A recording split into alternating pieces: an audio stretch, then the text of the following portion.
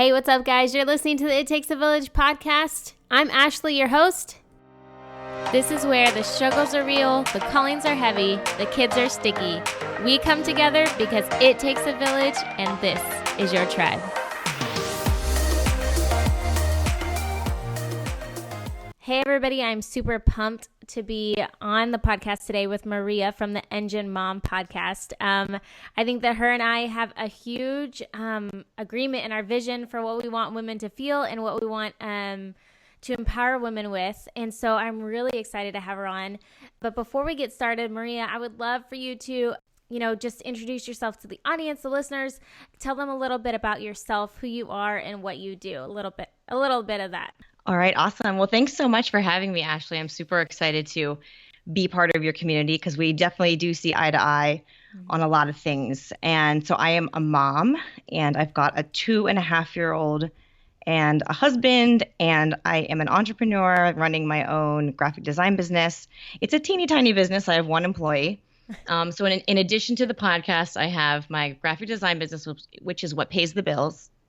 And I also am a CrossFit Level 1 trainer, so I coach at a local gym. And I just recently received my pre- and postnatal training certificate to train women who are either pregnant or postpartum. And I'm super passionate about fitness. It's definitely not where the money comes from, but it's something that I love, and I just can't imagine not having all of these little components of my life, which is kind of what make up Engine Mom and what inspired Engine Mom and the podcast and everything. So we live on the East Coast. My husband and I lived in San Diego for almost 10 years. We're from the East Coast, but we moved back to be closer to family after living in California and loving it. We decided to move closer to family once our daughter was born, and we've been here now for almost 3 years. Oh, we just came from California on vacation, and San Diego was so nice. Oh, it is perfection. So we missed it a lot, and we travel back as often as we can, but it definitely makes a difference to be closer to family when you've got little ones. Oh yeah, totally. So how did you start the Engine Mom podcast when you have you always been doing a bunch of different things at one time, or did it kind of just snowball into starting one thing and then you kept adding on other things?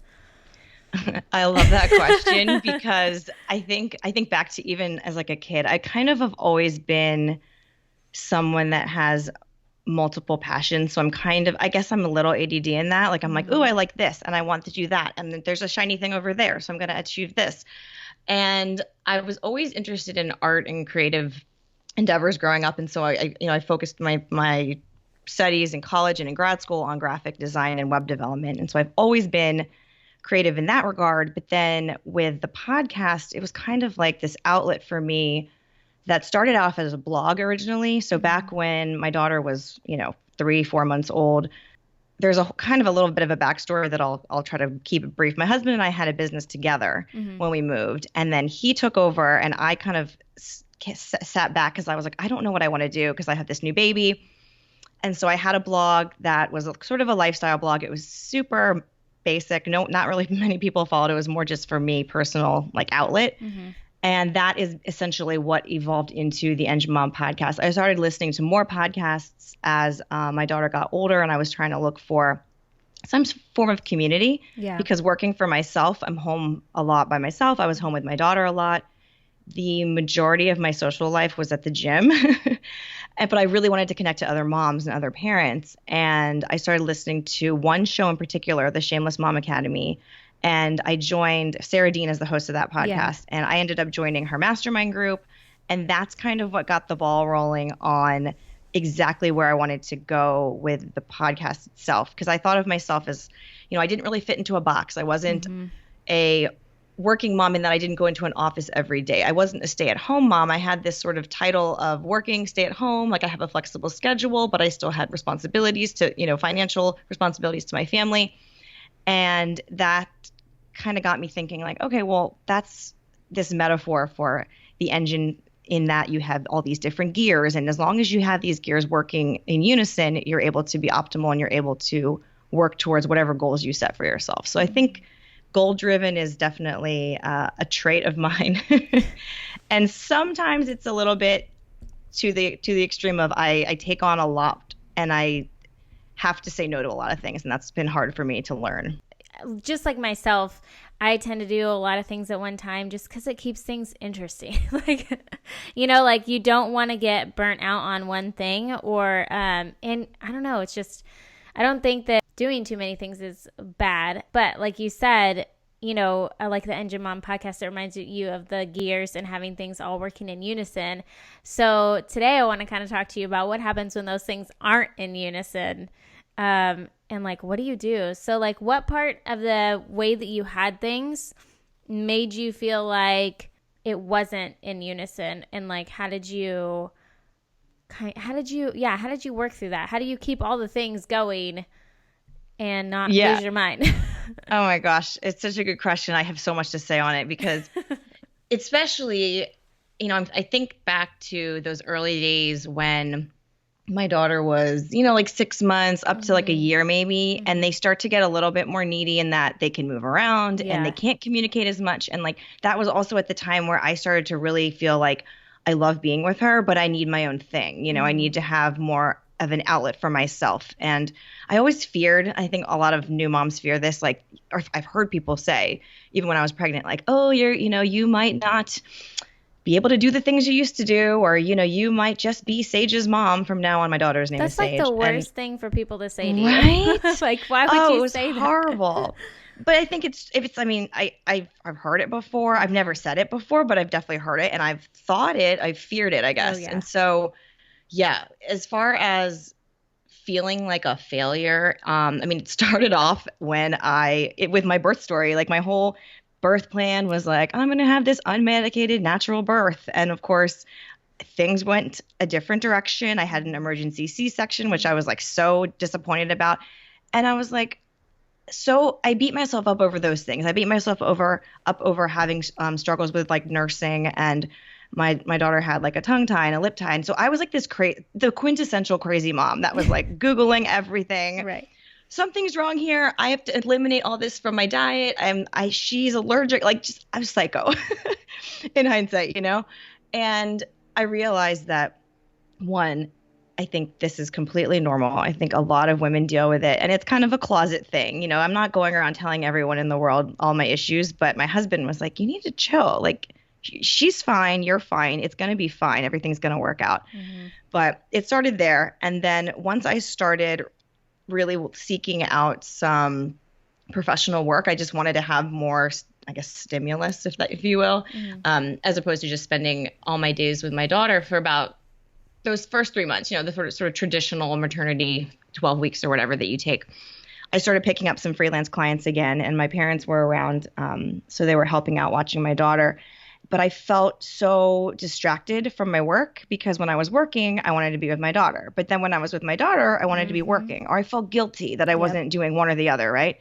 And it was a big struggle. And I think that's why I started the blog. It was just kind of my way to process my feelings and get them out of my head. Yeah. And then it was up until the 18-month, right until she was about 18 months old when I was basically doing this like working stay-at-home mom thing. Like I would go to the gym and coach, and my parents would watch her during that time. And then I would take her home and she would nap, so I would work. But it just got to a point where my parents did travel a lot too. And so that I'd find myself for weeks on end with like no support. I could have, sought out some help, but I was really stubborn. I was like, well, I can't justify paying someone just so I can make money. You know what I mean? Like, so it was this very stubborn, just feeling that like I can do it all. I don't need the help. And I finally kind of cracked. Like 18 months in, I was like, this is it. We need to find some backup. And I actually found a nanny share, a family that needed another family to join their nanny share on Facebook of all places. And that's kind of where everything kind of took a turn. Like all of a sudden I started to feel like I had a little bit more control of my time. I had a little bit more control of like my mental space because I had that separation. And so it's been definitely a work in progress. I'd say, now we're about 12 months, 13 months past the time that I finally got like traditional help. And my business is doing much better. I feel like I have more control over like my emotions and my my patience and those type of things. And it's still a daily process, but Yeah. I think we all learn what works best for us and for our families.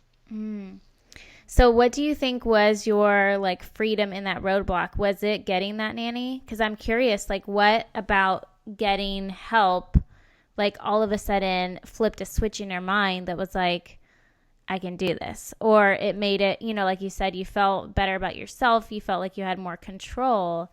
So was it just that like there was no like when your parents are coming and going, it's not set in stone? Was it like this is more of a concrete solution so you felt more secure maybe?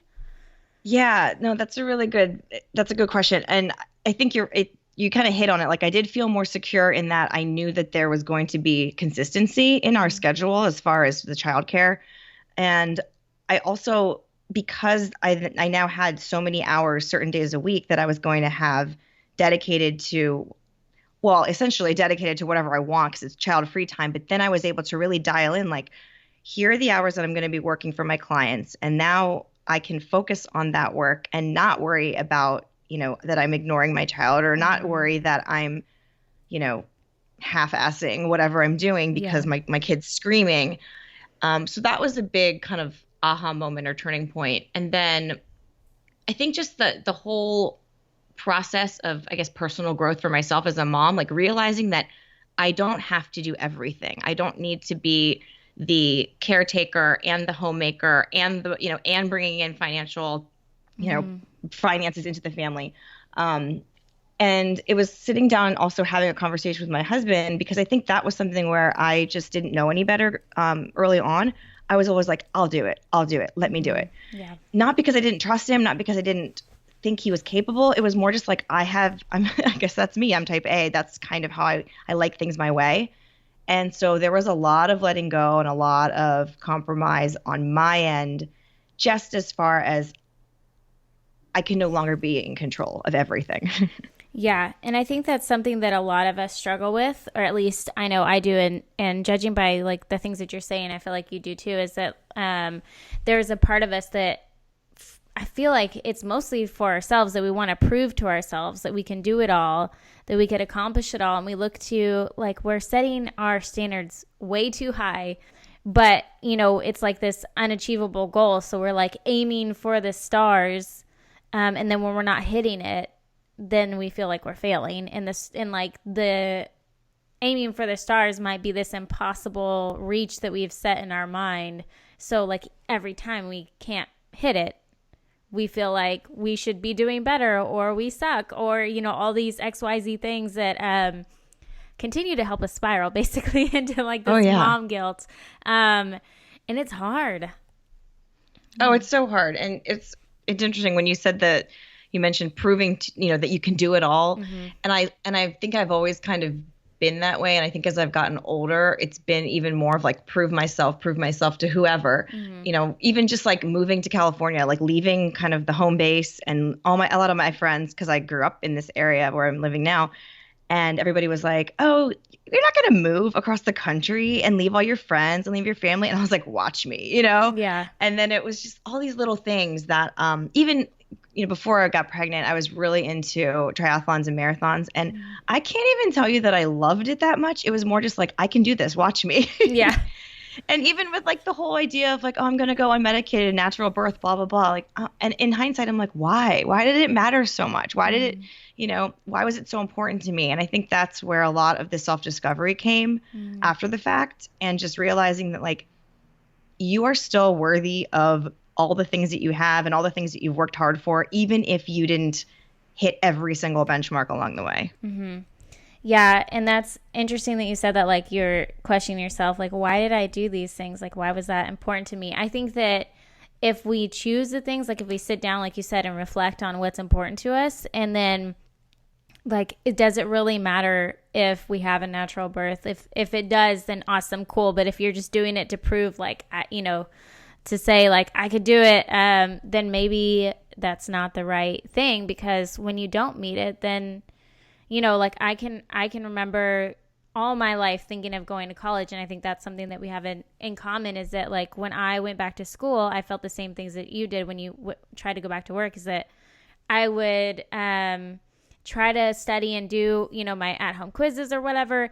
And my daughter was an infant, and all I could do was think about, her, and I just wanted to, she was needy and I needed to be there with her. But then I was like, oh my gosh, I'm falling behind on school. I should be doing this and that. And then while I was at school, I was like thinking about her.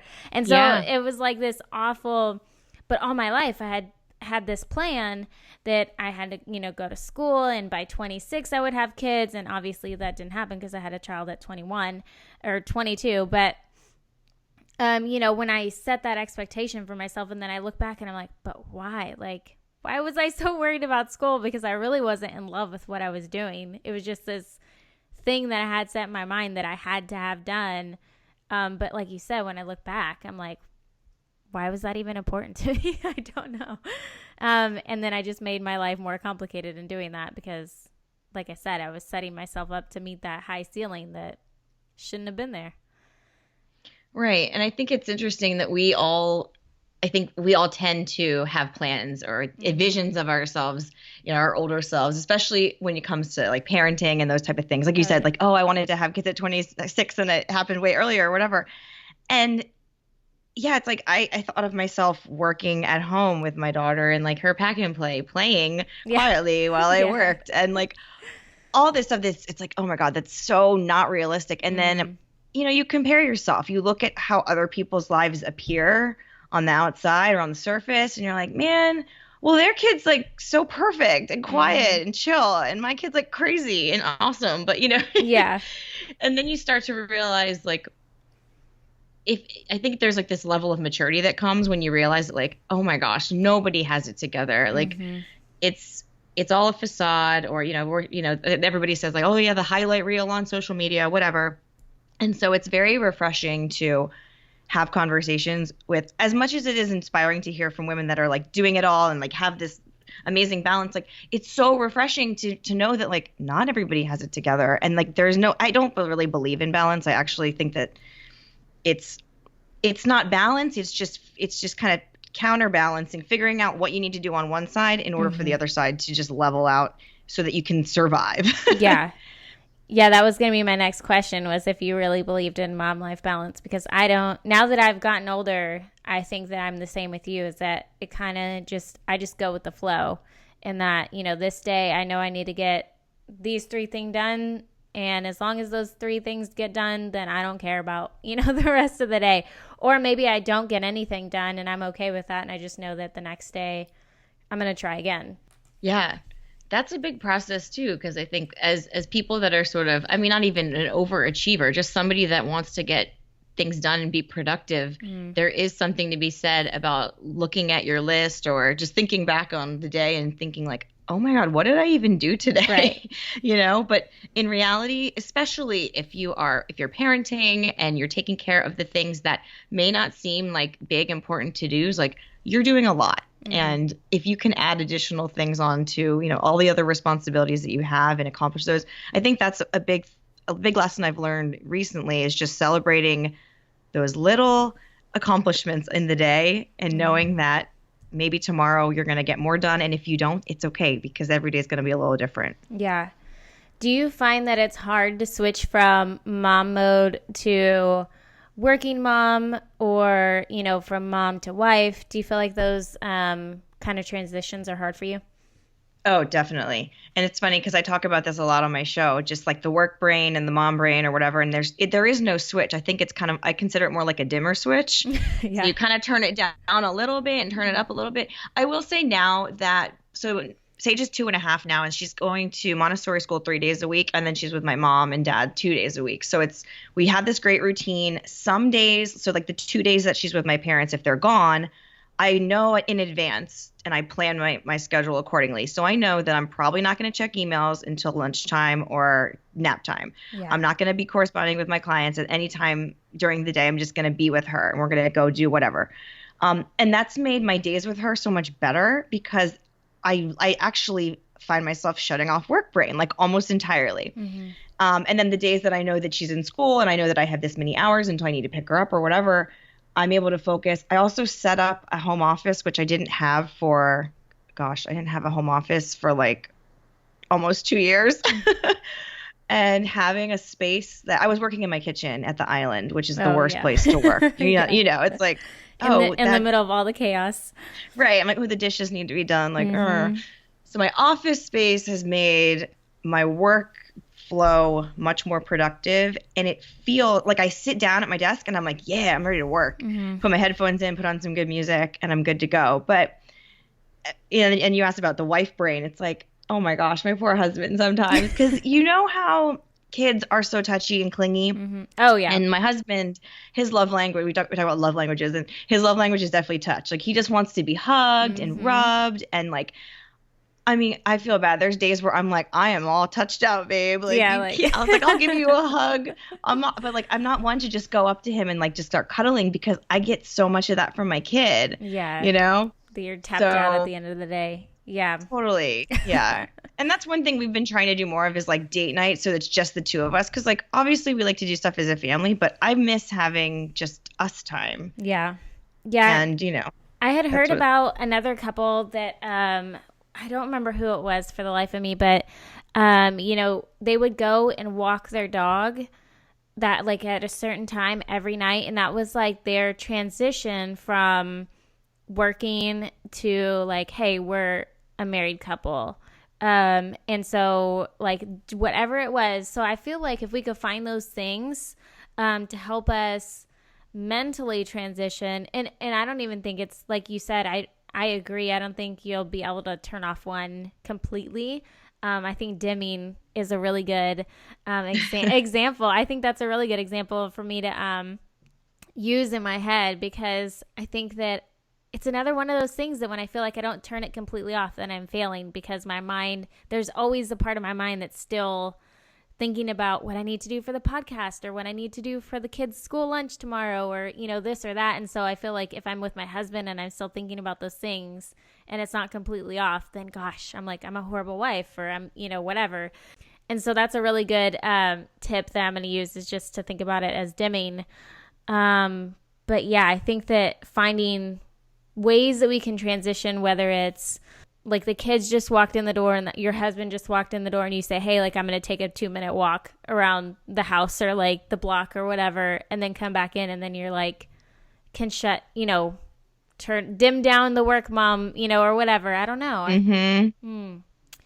My husband's really good at that. He's very good at just turning it off 100%. I think that's a man thing. Yeah, I was gonna say, is that like, maybe it's a guy thing for yes, sure. Yeah, because my husband comes home and whatever, I feel maybe he's just better at hiding it. So maybe they don't completely turn it off. Maybe they're just better at hiding it. But he'll have like a bunch of stuff going on at work, and things that are still like loose ends and drama or whatever, and he's able to come home and still be like, hi babe, and like just fully like switch, I feel like. But I cannot do that.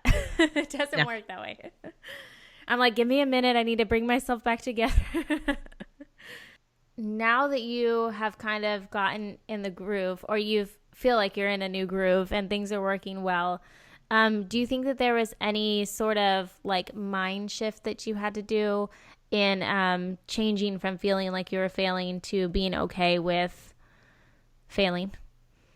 Yeah, definitely. And I think a lot of it was kind of inspired by just connecting with other moms, and I mean friends of mine, but also women that I'm not that I didn't know previously, and just kind of learning about kind of what their lives look like, or how their family management looks like, or whatever. I remember, I mean, I've always been because I mentioned this, like kind of a control freak. And so I like things my way. Right. Mm-hmm. And so with my house, for example, I would feel like I was failing as a homemaker, or whatever title you want to call it. But if my house was dirty, so everything had to be perfect in its place. And I was actually visiting some friends in San Diego when we were visiting one of my girlfriends she's like me. She's got a child, and has another one on the way. She's super busy, involved with her business, and just a lot going on. And I noticed that her house is not perfect. It's not like disgusting, but there's not like toys. Nothing is all organized the way that I like try to keep my house. And it was really refreshing. And it was kind of like hey, she has it to like, she's working on the things that she needs to work on. She's getting it done, and she's prioritizing from like the top to bottom. Whereas I think my thing was like having priorities, but there were so many that I couldn't actually identify what was the most important thing. Whereas like, you know, there were 3 things on my work list that were very, very crucial for me to get done.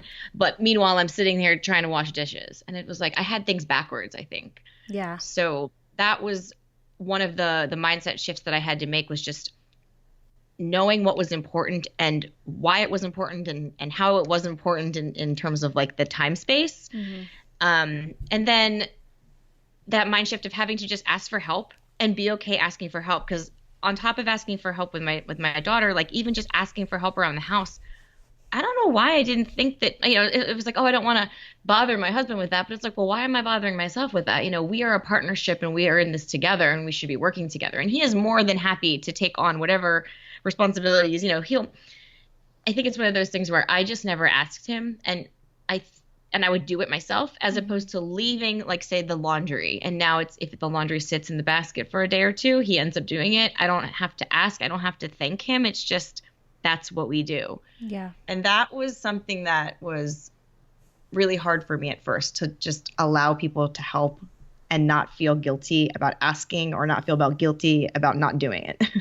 Yeah, man. Yeah, I know. And I think that is so hard to do, especially when you are a type A person and you like to do all the things and get all the things done. How did you and your husband communicate when you wanted to add on more things, or when you wanted to change the routine? Because I know that's something that a lot of moms think about. So they're listening to this podcast and they're saying, yes, like I need to be able to let go. But how do I have the conversation with my husband of, I need more help, especially for us who feel like it's very, it's very hard to ask for help. So how did you how did you have that conversation, knowing that like you were going to be very vulnerable? This was a hard thing for you to do naturally, to ask for help. What are some tips that you have, or what are some of your experiences in doing that? Yeah. So one of the things that I have to preface is that I'm very fortunate that my husband has been a big like personal development junkie in recent times. So he's been working really hard personally on becoming more vulnerable and just being more willing to communicate about things that might have otherwise just been swept under the rug or disregarded, because knowing that like I would be okay with not discussing certain things or whatever. So that was something that once I realized that he was open to conversations and it wasn't going to start an argument, and even if it did, I mean, not to say that we've you know, there's plenty of things to argue about, but we've gotten a lot better about communicating, because I'm like thinking about all of the different things that need to be done for the family as a whole, and making sure that we have expectations for ourselves. So there were certain things that he used to do in the morning. He had this morning routine that was, I would say, probably close to an hour. And that was sort of some non-negotiable things. And I remember for a long time, I was bitter, I was resentful, and I would say things, you know, not the nicest things. And I would be like, you know, you have these non-negotiable, like you meditate for 20 minutes and then you read and then you journal, you get to do all this stuff. And I'm here, you know, running around the house like a psychopath. And I would kind of give him a hard time about it. And it wasn't my proudest moment. You know, it's like I don't want to guilt trip my husband into stopping the things that are valuable to him or non-negotiable to him. But we did. We had to have a lot of conversations about, like, you know, he's running his own business and he's got a lot of stress at work. And I've got stress on my plate and with work, and with Sage. And I mean, it's just we're both in the same boat. And one of the things that we always kind of remind each other of as we start to kind of get at each other is, hey, it's like, hey, pause, same team. And that's all he has to say, or that's all I have to say, for us to kind of check ourselves and be like, you're right. We are not, it's not me versus you. And it's not like, you know, me and my daughter versus him or whatever. It's us in it as a team, and we have to play like team players. And so beyond, you know, kind of sitting down and saying like, well, what is it that you need, you know, during the week? Let's say, for example, we use a weekday. I know that Monday, Wednesday, Friday, he gets up, he goes to the gym. So he's gone till about 7 or so. So I'm kind of in charge of Sage, so to speak, on those days. And then Tuesdays and Thursdays are his mornings with Sage. And that means that I can sleep in, I can get up and do my own routine, whatever. I can leave the house. I can basically, I have some freedom on those days because we have negotiated that. And then the weekends come, and when it comes to like certain things around the house or certain chores or errands or whatever, we kind of just delegate or we tackle them together. We're like, oh, if we have to go grocery shopping, like I love grocery shopping. I don't know that many people that do, but I like love to grocery shop. I just like food. So I'm happy to take my daughter grocery shopping with me so he can get some stuff done around the house without a toddler running around, you know? Mm-hmm. But then we also try to make a point to spend a few hours together. And it's really just about getting the calendar dialed in. And it's like the most like unsexy thing. Like, I'm going to send you a calendar invite so that I can go to lunch with my friend, but it's practical and it works for us. And I think it just depends on the personality types of you and your spouse, what works for you. But for us, just clear communication and kind of getting things on the calendar ahead of time is what has saved us with like wait, you didn't tell me that you're going to do this, or why are you reading when you should be, so we've eliminated a lot of the accusatory situations, if that makes sense. Yeah, no, I totally agree. I think that I just now got on the Google Calendar boat because I did a podcast episode a few episodes back. And I had a mom on that she was talking about how basically Google Calendars and all this other ways to get organized in your home pretty much like changed her life. And so I was like, I need that because I was missing a lot of things. And, my husband forgets to tell me all the things. So like, something will come up and he's like, oh yeah, I forgot to tell you my sister's, birthday dinner was this day. And I'm like, what? And so that really helps us personally too. And then just talking, like you said, it's not sexy, but at nighttime I'll be like, hey, get your calendar out. Our daughter, and then, I'll say our daughter's conference is this day, her recital's this day, our son's game is this day. And we kind of do that really quickly, usually about like 10 minutes at a time. It's not a long thing. Another thing that I wanted to bring up was you had talked about, your husband would have certain morning things and you would feel like kind of resentful. And I had a situation like that this morning, and it wasn't about his morning routine, but it was just about the things that I felt like he got to do, always. And then now that you're talking, I'm sitting here thinking like, I think that the biggest roadblock for me in that is that, it's not because he's doing it, it's because I'm not. And it's because, and then when I think about it, it's like, well, why am I not doing it? You know what I mean? So like we let our husbands have that time, but we don't grant ourselves those same freedoms, and then we get pissed because they get to do it. And so now I'm sitting here like, dang, sorry babe, I should just take some time to do the same things for myself. Yeah, no, and that was exactly what it was like. I would think to myself like, well, why does he meditate and like, or whatever, he's doing all these things, and it's not, and he didn't ask me. And I'm like, well, what the hell? Like, I don't have to ask him. It's like, I can basically just say, hey, I'm going to do this just the same way. And I think at first it was a little bit of a shock because I wasn't doing that for a really long time. I wasn't telling him that I was asking for permission essentially, which felt really stupid after a while. And so once I realized that it's just a matter of communicating, it doesn't mean we have to ask permission. It's not a yes or no thing. It's just a, hey, because we're on the same team, let's make sure that we both get what we need to be feeling our best.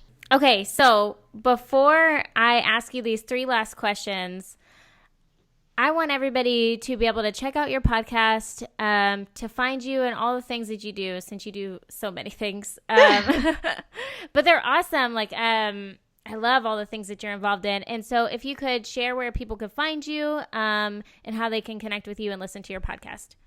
Yeah, absolutely. So over on Apple iTunes or any of the iTunes, or not iTunes, on the podcast apps, you can find my show, which is the Engine Mom Podcast. It's a little purple icon. And you can find me on Instagram at _engine_mom. I'm also on Facebook as the Engine Mom. And my website is enginemom.com. And so that's pretty much all of Engine Mom related things. And you'll see on my Instagram especially, you'll see a lot of the things that I'm doing at the gym. I don't do a ton of promotion for the things I'm doing at the gym simply because it's local. And I know that the podcast is more, of a national type of thing. But I do talk a lot about that on Instagram and in my Facebook post as well. And then if you're interested in looking at my creative work, my design work from my design business, it's mariavita.com. Awesome. And also, before we move on, I want you to share a little bit about what your podcast is about. I know we didn't get into that a lot. And I know that we kind of have the same audiences, and I would love for other women who feel like they connect to you to find you. So if you could very quickly tell us a little bit about what your podcast is. Yeah, so the Engine Mom podcast is really just designed for a way for women to connect to other women through hearing their story. So very similar to this one. And I tend to gravitate towards people within my network or my circle. So a lot of entrepreneurs, a lot of people in fitness, women who are balancing work and life in a less traditional space. So, working from home or not necessarily going to a 9-to-5. Yeah. But I've kind of, I've been dabbling with different, bringing on different guests. But I tend to interview moms. I actually just did my first interview with a mom, a woman who is not a mom, but she works with moms and children. But my goal is really to just inspire women to kind of think outside the box in terms of what they can do to pursue their passions and still have essentially time for all of the things that are important in terms of their family and their work, but also give themselves an opportunity to discover what they're passionate about and then pursue it. Because as we mentioned at the beginning of the show, it's like you don't lose yourself when you become a mom. You're just sort of reinventing yourself in that role. Mm-hmm. Oh, I love that. Because I like that so much, because we do think that and that gets thrown around a lot, that we lose ourselves, quote unquote, but yeah, we are reinvented. And then it's when we kind of don't seek out, what am I now? Or who am I? What should I, what do I love? What do I want to do? Because I think everything changes after you have kids. And maybe it changes to a high degree for some and a very small degree for others. But I think it's when you kind of just accept the whole, lose yourself mindset, and then you just kind of say, oh, well, this is my life now, Right. Exactly. Yeah. Instead of really looking and seeing man, what do I want? What do I need? Yeah, that's really awesome. I love that about your podcast. Okay. So, if you could choose one of the most influential books that you've read, what would it be? All right. And so this is actually this was a book. It's a hardcover or whatever, a paperback book, but I got it on audiobook, and it's by Mark Manson, and it's The Subtle Art of Not Giving a Fuck. Because as parents, as moms, just I think in general, people in our society these days, we just care too much about too much. There's just so much to care about. And at the end of the day, if you break it down, kind of going back to the priorities of work versus laundry, we have to figure out what is worth our time and our energy. And same with things around picking your battles. There's only so many fucks to give, right, so to speak. So you have to choose wisely. And that book taught me a lot. So for those who are what is this book? I'm being devil's advocate here, because I don't want people to think that based off of the title, it's oh, throw everything out the window. Right. No, I mean that's exactly it's the opposite of that. It's really saying the language is crude or whatever, but the message itself is to really get clear on your why, get clear on what you're doing, why you're doing it, and what are the most important things in your life. And so another book that but I could compare it to is a book called Essentialism. Greg McKeown, I believe, is the author of that one. But it really just talks about priorities as well, priority, having the one thing, and then knowing why that is the number one, and then kind of figuring out what are the other things that are important, but knowing that you just can't spread yourself so thin that you're going to be putting your energy in places that it's not necessary. Yeah. Because we do that all the time. All the time. Yep. And then my second question for you is, what is your favorite form of self-care, or what is something that you do that really gives you life? Well, for me, it's anything fitness related. So I got into CrossFit right after my daughter was born. I was doing similar training beforehand, but I kind of drank the Kool-Aid with CrossFit and I just love it. Everybody says like drink the Kool-Aid. Yeah. But I love that. That's kind of my go-to outlet is just like sweat therapy. But other than that, I would say getting a pedicure because I just love getting my feet rubbed and making my toes look nice. Really, for me, like I love it, but then I'm like, oh, I see it's that guilt probably. It's already coming and I'm thinking about like, I sit there and I'm like, I could totally paint my nails at home. You know, like, I'm like, why am I paying her $20-$30 to paint my nails? But yeah, if you could empower women in one way, what would it be?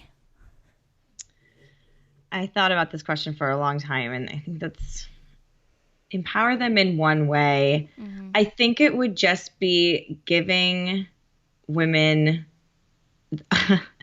maybe giving them a switch. So it's the switch on and off of this sort of negative mindset or fixed mindset to a growth mindset. Mm-hmm. The switch from the, feeling like your patience is completely empty and all of a sudden you switch it and everything, you're completely filled. Having the ability to kind of change your mind or change your perception of what your current situation is on the drop of a dime and being very resilient in that. And I think women in general are very resilient creatures, but having that as something that you can really tap into and access and use in all aspects of your life, not just in motherhood, but in your professional life, in all different experiences, resiliency and the ability to bounce back better than before. Have you always had a mindset of self-growth or into self-help stuff? Have you always been that way? Not really. I mean, I think I would have to say I got to that point in my 20s, but I have definitely been a goal setter most of my life. My dad is an education consultant and he was all about goal setting for, like athletics when we were kids and goal setting for even like chores around the house and for school and all these different things. And so I think goal oriented has been ingrained in me from a very young age. I'm just curious because I think that for a lot of moms, and I know we were supposed to end a second ago, but now I'm like, now I need to pick your brain on this because I'm curious how you go from, like you said, you're goal oriented. You could set goals for like concrete things or things outside of yourself. But what about when you became a mom and you were in that sort of dilemma of what do I do? How do I navigate my life? To where you then started to grow yourself in who you are as a woman and as a mom. Oh man, that's a really good question. Well, I think I'm still in that process, right? Yeah. I think I think that's an ever evolving process. But as far as trying to figure it all out, I think it was just a little bit of experimentation and seeing like what feels good right now. And I like not knowing what I wanted to do in terms of like professional work. I knew that I had a skill set that I wanted to continue to use, and it felt good to use that skill and to be creative. And so I think for other women that are, trying to figure out what their next steps are or setting goals or self-realization, things like that, experiment and see what feels right, see what clicks. And you mentioned this a while back, but things that like kind of light you up or things that fuel you, that's what I want every woman to identify. And for many of us, it takes a little bit of practice and a little bit of experimentation.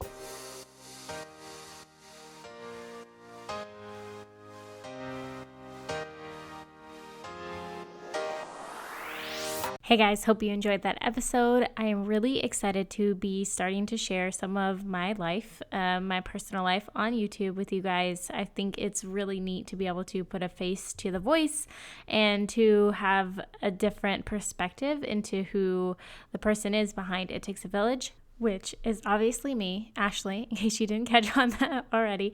And I'm talking quietly because my kid is sleeping and my husband's already asleep. But you can find the links to my YouTube channel on my Instagram, on my site, or you can search YouTube for Ashley Carroll and you'll find it. I'm really excited to kind of start this new journey and hopefully it's not too boring. But either way, I hope you guys are having an awesome summer and I can't wait for you guys to listen to the next episode. Bye.